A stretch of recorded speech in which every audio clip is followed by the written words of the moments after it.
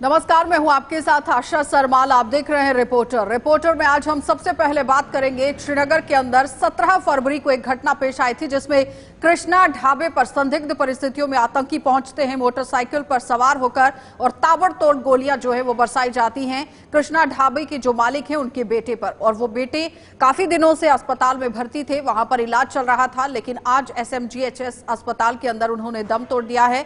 और एक सवालिया निशान यहां पर यह है कि सुरक्षा व्यवस्था किस तरह से वहां पर थी।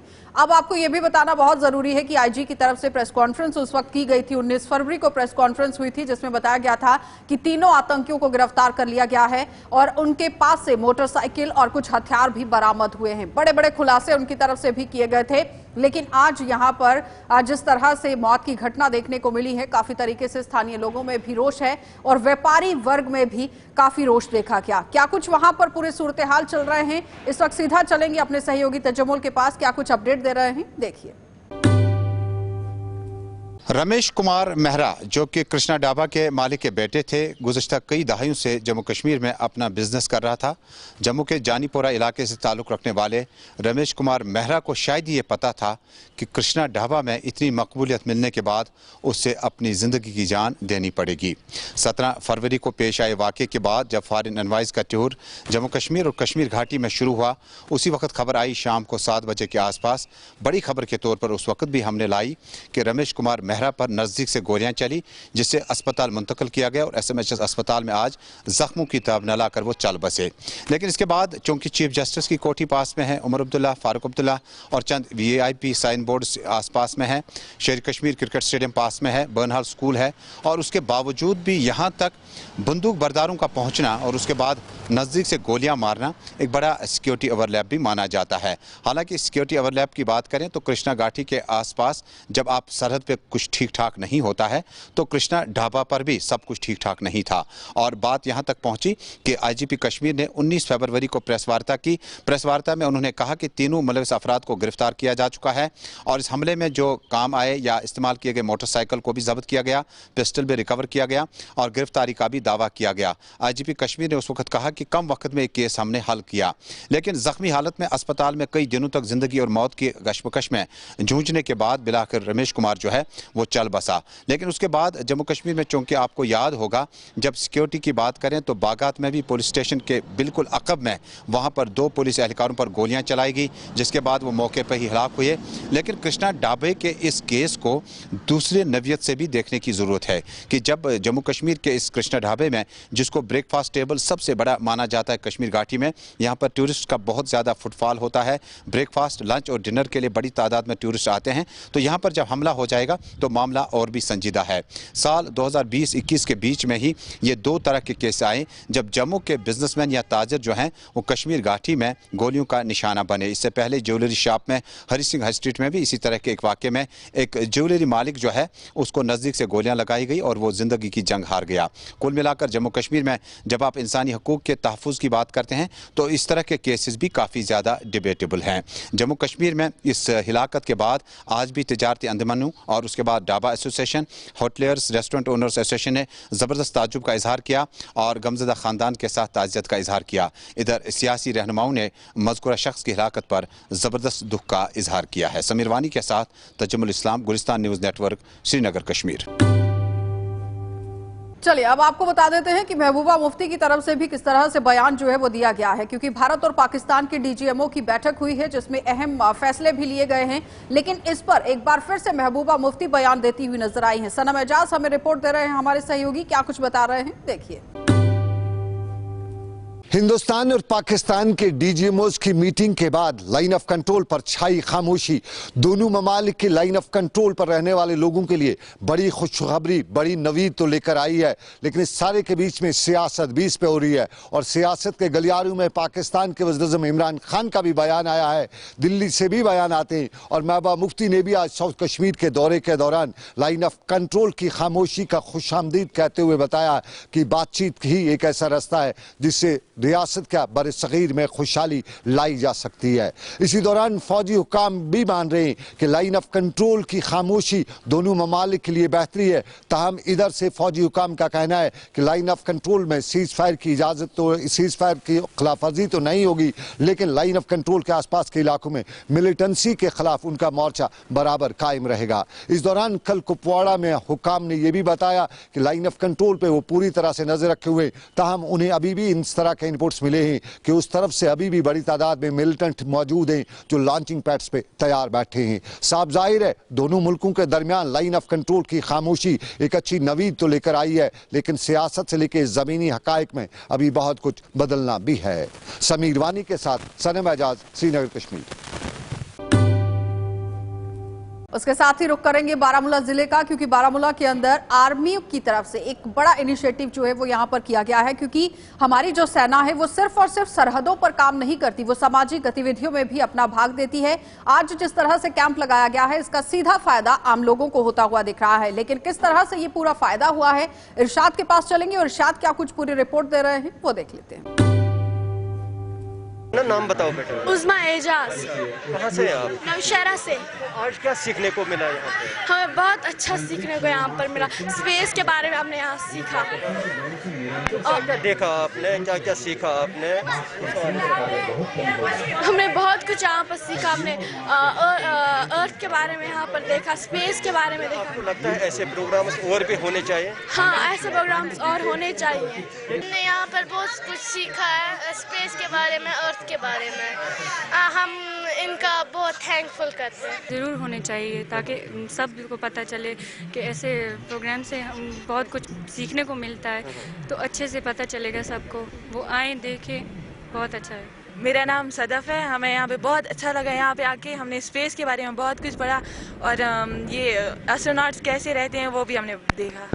क्या आपको लगता है जो यहाँ पे फौज ने इनिशिएटिव लिया, ये जो प्रोग्राम किया, क्या आपको लगता है ऐसे प्रोग्राम्स और भी होने चाहिए? हाँ। ताकि बुनियाद के यूथ को जो है, हाँ, ऐसे प्रोग्राम्स यहाँ पे होने चाहिए और हमारे स्कूल के बच्चे यहाँ पे और बाकी स्टूडेंट्स भी यहाँ पे आए इस प्रोग्राम को देखने के लिए। ऐसे प्रोग्राम्स होने चाहिए। हम एजान अहमद काजी है।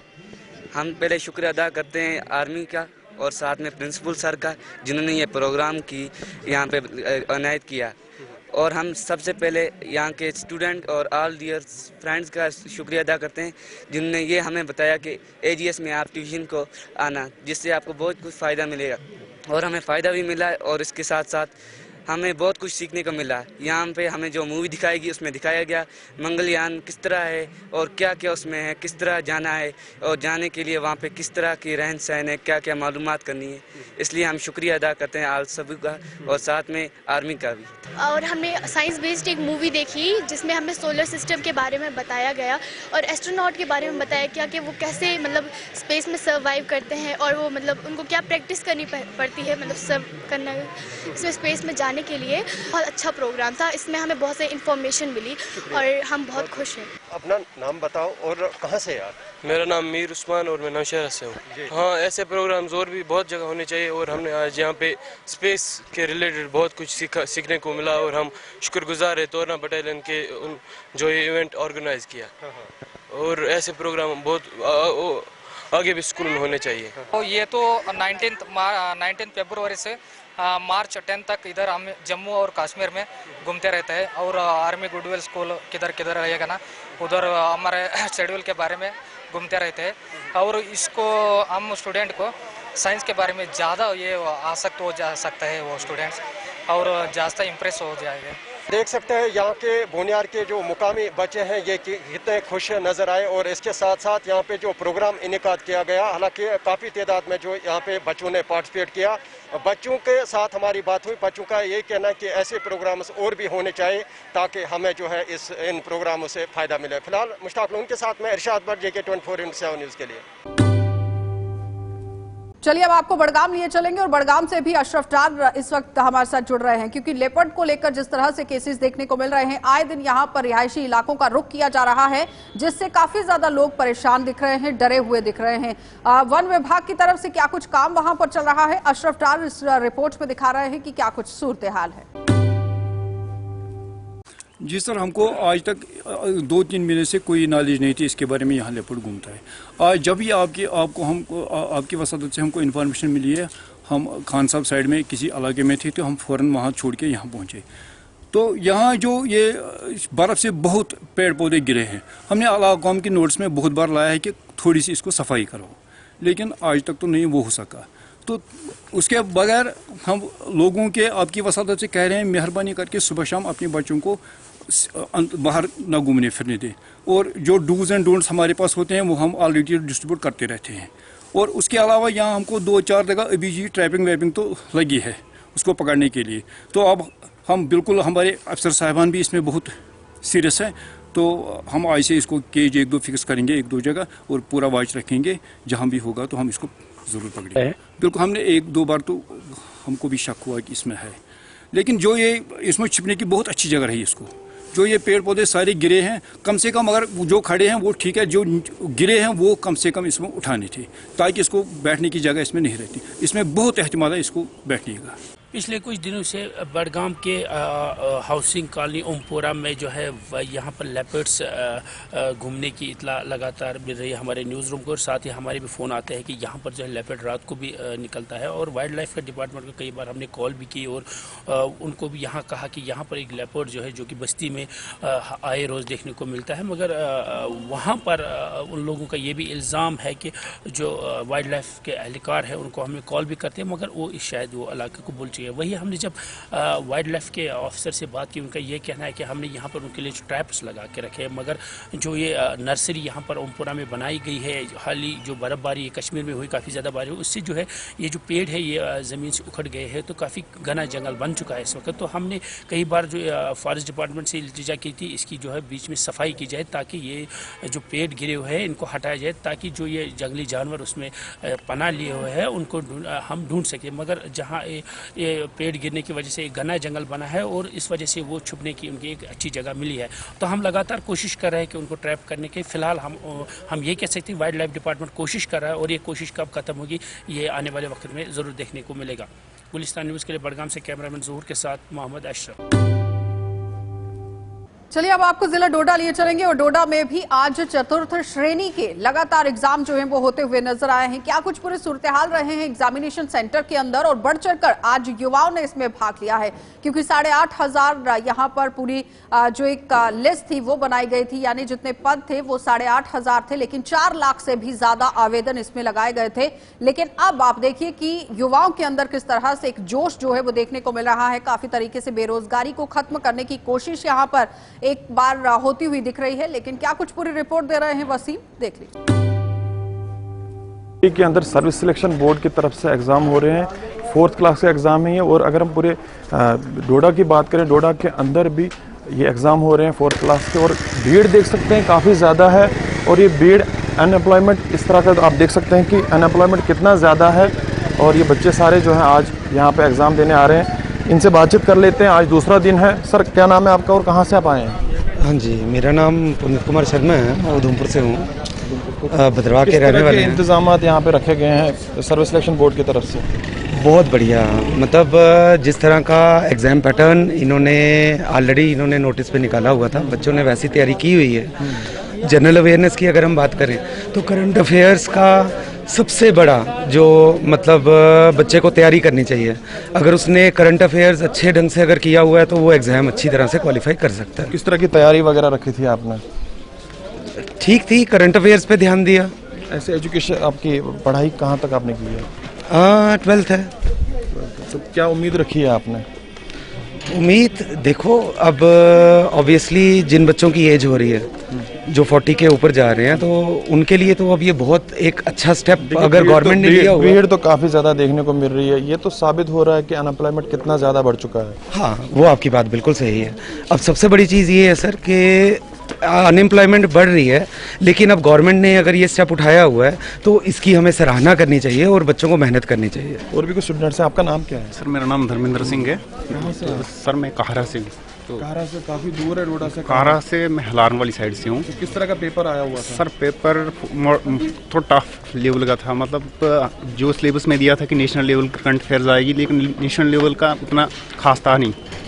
मैं ज़्यादा तो मतलब इंटरनेशनल भी था, कुछ करंट अफेयर्स, मतलब पेपर बहुत मतलब ठीक था, हार्ड भी था, लेकिन अटैम्प्ट करना मतलब मुश्किल था। इसमें 60 इंतजाम बहुत थी सर, वो बाकी ठीक था, सब कुछ ठीक था सर। अब किस तरह की उम्मीद रखी है पेपर को लेकर? उम्मीद देखो सर, जिसने 60 के बीच में 60-70 के बीच में किया तो वो ठीक है। चलिए, उम्मीद पे दुनिया कायम है। और साफ तौर पे सुना आपने कि जिस तरह से भीड़ है उसका यही अंदाज़ा लगा सकते हैं आप कि लोगों का जज्बा, बच्चों का जज्बा है।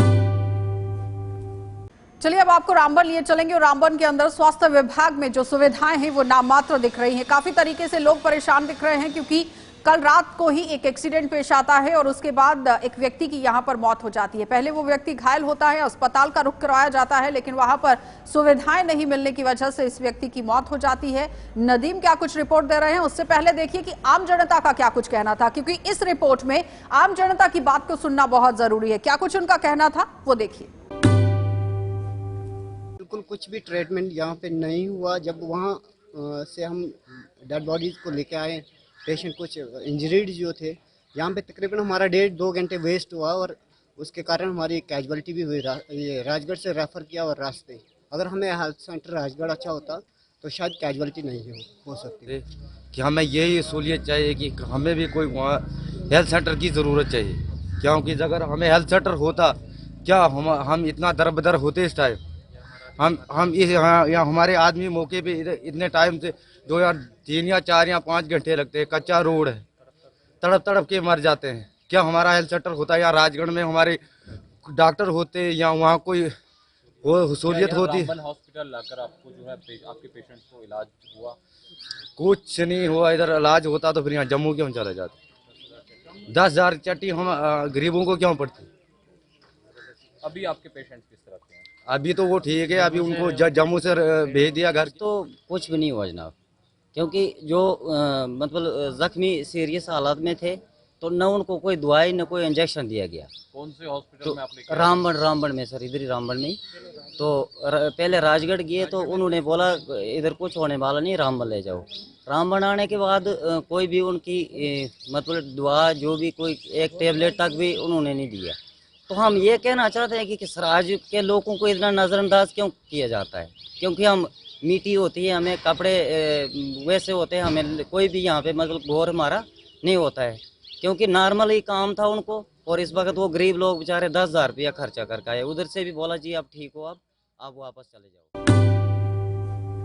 आम जनता किस तरह से बात करती हुई नजर आ रही है, वो सीधे तौर पर स्वास्थ्य विभाग पर आरोप लगाती हुई नजर आ रही है। उनका कहना है कि स्वास्थ्य विभाग को मद्देनजर रखते हुए कोई भी काम जिला रामबन के अंदर नहीं किया जा रहा है, क्योंकि बड़े बड़े दावे यहां स्वास्थ्य विभाग करता हुआ नजर आता है, लेकिन जब आप अस्पतालों का रुख करते हैं तो वहां पर पूरे दावे फिसड़ी साबित होते हैं। क्योंकि एक बहुत बड़ा सवाल यहां ये खड़ा हो जाता है कि एक शख्स का एक्सीडेंट होता है, जैसे यहां पर पूरे उपचार की जरूरत है, लेकिन उपचार नहीं दिया गया, राजगढ़ से शिफ्ट कर दिया गया रामबन अस्पताल के अंदर, और रामबन के अंदर भी इलाज नहीं होता है। तो जाहिर तौर पर स्वास्थ्य विभाग पर यहां सवालिया निशान उठना लाजमी है कि आखिर स्वास्थ्य विभाग किस तरह से काम कर रहा है। दूरदराज का इलाका है जहां पर लोगों को काफी तरीके से सुविधाएं चाहिए, लेकिन सुविधाएं यहां पर नहीं दी जा रही हैं। चलिए अब आपको सांबा लिए चलेंगे और सांबा से दिखा देते हैं कि नशा तस्करी किस तरह से बढ़ती हुई दिख रही है। ड्रग्स को लेकर जागरूकता फैलाने की कोशिश की जा रही है, पुलिस विभाग भी एक साथ मिलकर काम करने की कोशिश कर रहा है, लेकिन आम जनता के साथ अगर हमारी जनता भी मिलती है, पुलिस मिलती है और दोनों एक साथ मिलकर काम करती हैं तो जाहिर तौर पर नशे को खत्म किया जा सकता है। लेकिन आज जागरूकता अभियान किस तरह से चलाया गया है, ऋषि की इस रिपोर्ट में देखिए। ड्रग्स जो कि समाज का अब सबसे बड़ा दुश्मन जो वो बना हुआ है, यहाँ अगर ड्रग्स के लेकर बात करें तो युवा जो है वो लगातार इसकी चपेट में आ रहे हैं और उनका वापस आ पाना मेन स्ट्रीम में काफ़ी ज़्यादा मुश्किल है। आज हालात ऐसे हो चुके हैं कि जो भी युवा इसमें लुप्त हो रहे हैं वो कहीं ना कहीं अपनी ज़िंदगियों से भी हाथ धोते हुए नजर आ रहे हैं। लेकिन लगातार जो कैंपेनिंग का सिलसिला है, अवेयरनेस का सिलसिला है, वो लगातार जारी है। आज सांबा के कैली मंडी इलाके में people forum for human values एक NGO है, उनकी तरफ से ये अवेयरनेस कैंपेन एक लॉन्च की गई है। ड्रग्स के खिलाफ पे एक मुहिम जो छिड़ी हुई है, किस तरह से आज बच्चों को अवेयरनेस दी गई है, किस तरह से बच्चों को अवेयर किया गया है इस ड्रग्स को लेकर। मेरे साथ बात करने के लिए खुद एनजीओ के प्रेसिडेंट करण सिंह जी मौजूद है, उसी के साथ साथ डीएसपी हेडक्वार्टर सांबा तिलक राज भारद्वाज जी मौजूद है। मैं इनसे जानूंगा कि आखिर किस तरह से इनिशिएटिव लिया जा रहा है इस ड्रग्स को खत्म करने के लिए, क्योंकि कहीं ना कहीं हम कैंपेनिंग तो कर रहे हैं, लेकिन क्या हम इसकी जड़ों तक पहुंच रहे हैं, ये एक बड़ा सवालिया निशान जो बना हुआ है। सर, मैं सबसे पहले शुरुआत आपसे करूंगा। जिस तरह से लगातार ये ड्रग्स को लेकर बात करें तो एक समाज का दुश्मन, युवाओं का सबसे बड़ा दुश्मन बन चुकी है ये ड्रग्स, किस तरह से इसे खत्म करने के लिए आपकी तरफ से भी पुरजोर कोशिश जो वो की जा रही है? जैसे कि आप जानते हैं कि तमाम पुलिस ने, स्पेशली जिला पुलिस सांबा ने, हमने इसके ड्रग्स के खिलाफ ठीक ठाक अभियान छेड़ रखे हैं, जिसमें ड्रग्स तस्करों को पकड़ के उनको कानूनी उस तक पहुंचाना, उनके इंजाम तक पहुंचाना, और जो लोग इसमें गलती से मुलव्वस हो रहे हैं उनके साथ काउंसलिंग करके उनको सही राह पे लाना, और हर मुमकिन तरीक़ा से हम अपने पूरे समाज में सब में ये मैसेज ये दे रहे हैं, संदेश दे रहे हैं कि ड्रग्स से जिस मर्जी तरीक़ा से हो सके इससे निजात पाना ज़रूरी है। और उसी कड़ी में, उसी सिलसिला में जबकि बार बार हमारी बातें होती रहती हैं, और एक बहुत बड़ा अहम रोल जो है वो जो पीपल्स फार्म एक सोसाइटी है सांबा की, वो भी आए दिन ये प्रोग्राम करते रहते हैं। आज का प्रोग्राम भी उन्हीं ने जो है ये शुरू किया था, जिसमें काफ़ी करीब 20 से ज़्यादा बच्चों ने अपने विचार रखे, जो ड्रग्स के बारे में और पॉल्यूशन के बारे में बोला, तो बाकी दीगर जो है उसके कर्नल साहब ही इसके बारे में। मैं आखिर में एक छोटी सी चीज़ ये भी पूछूंगा, जिस तरह से आप तो ये कोशिश कर ही रहे हैं, जिस तरह से नशा तस्करी के खिलाफ अभियान आपने छेड़ा हुआ है, क्या आपको लगता है कि यहाँ पर आज बच्चों के जो अभिभावक हैं, पेरेंट्स हैं, उनको भी यहाँ एक सबक लेने की ज़रूरत है, ताकि वो अपने बच्चों पर चेक रखें कि क्या वो इलीगल इस तरह की एक्टिविटीज़ में तो मुलव्वस नहीं है, जिसको लेकर लगातार वो ड्रग्स की तरफ बढ़ रहा हो, उसको लेकर किस तरह से आप जो वो पेरेंट्स को भी संदेश देना चाहते हैं? पेरेंट्स को संदेश तो बार बार दिया ही जा रहा है, लेकिन आज का संदेश अपने तौर में पेरेंट्स के लिए क्लियर था। जब बच्चे, छोटे छोटे बच्चे 4 से लेकर 12 स्टैंडर्ड के बच्चों ने ड्रग्स के बारे में बात की है, तो उनके पेरेंट्स भी साथ बैठे हुए थे, तो इससे पेरेंट्स को संदेश भी जा रहा है, और हमने भी उनके माध्यम से ये सोचते हैं, कामयाब हुए हैं कि उन्हें संदेश मिला है कि अगर बच्चे से छोटे छोटे बच्चों को पता चल रहा है कि ये बुरी चीज़ है, तो पेरेंट्स को भी इसको बुरा समझते हुए उनके ऊपर चेक लगाने की कोशिश है, और इसमें हम काफ़ी हद तक कामयाब हो रहे हैं। मैं प्रेसिडेंट साहब से भी जानूंगा, ये जो लगातार आपकी तरफ से अवेयरनेस कैंपेनिंग की जाती है, वक्तन वक्तन बच्चों को अवेयर किया जाता है कि इन चीज़ों से दूर रहें, तो किस तरह से आप इस पूरे प्रोग्राम को देखते हैं, और कितना ज़रूरी है कि वक्तन वक्तन इस तरह के प्रोग्राम ऑर्गेनाइज किए जाएँ और बच्चों को अवेयर किया जाए? श्री जी, आपका बहुत बहुत धन्यवाद। आपने अपना कीमती समय निकाल करके फोरम के इस फंक्शन को कवर किया है, तो मैं आपका इसके लिए बहुत बहुत धन्यवाद करता हूं। जहां तक आज के प्रोग्राम या हम अवेयरनेस के प्रोग्राम 2007 से करते आ रहे हैं, उसमें हमें काफ़ी कामयाबी मिली है, क्योंकि एक बच्चों को, माँ बाप को अवेयर करना थोड़ा बहुत ज़रूरी समझा गया, क्योंकि माँ बाप कुछ अपनी जिम्मेवारियों से थोड़ा पीछे हट रहे थे। उस पीछे हटने के कारण बच्चे जो है वो काफ़ी तादाद में इस नशे की लत में जो है वो मुसब्बर हो गए। तो उसके लिए हमने पुलिस डिपार्टमेंट से भी बातचीत के गाँव बगाह जाते रहते, मिलते रहे, उन्होंने भी इसके ऊपर काफ़ी जो है अंकुश लगाने के लिए कार्रवाई की। परेशान हैं वो भी इसी युद्ध स्तर पर ये लड़ाई लड़े जैसे कोरोना के साथ लड़ी। मैं इतना ही कहना चाहता हूँ। कहीं ना कहीं सही कहा है कि हम कोरोना से एक जंग तो लड़ ही रहे हैं, लेकिन सबसे बड़ी अगर लड़ाई देखें तो ये ड्रग्स के खिलाफ जो हमने छेड़ी हुई है, पुलिस का इसमें लगातार ताबून जो वो सोसाइटी को भी मिल रहा है। लेकिन आज अगर पेरेंट्स की बात करें तो पेरेंट्स को जो है वो अहम रोल निभाने की जरूरत है, अपने बच्चों पर चेक रखें, ताकि वो ये इस तरह की नजर रखें कि कोई इस तरह की एक्टिविटी तो नहीं कर रहे, नशों में तो लिप्त नहीं हो रहे। उसी को लेकर ये लगातार जो अभियान है ये पुलिस के साथ साथ सोसाइटी ने भी छेड़ा हुआ है, और लगातार नशे को खत्म जो है वो समाज से करने का जो प्रयास है ये लगातार फोरम जहां कई अलग अलग एनजीओ हैं वो कर रही हैं। उम्मीद है कि ये नशा जो वो जल्द से जल्द जड़ से खत्म होगा और हमारे युवा जो इसमें लिप्त हैं वो मेन स्ट्रीम में वापसी करेंगे। फिलहाल के लिए कैमरामैन राहुल के साथ ऋषि खजूरिया, जग 24/7 न्यूज के लिए।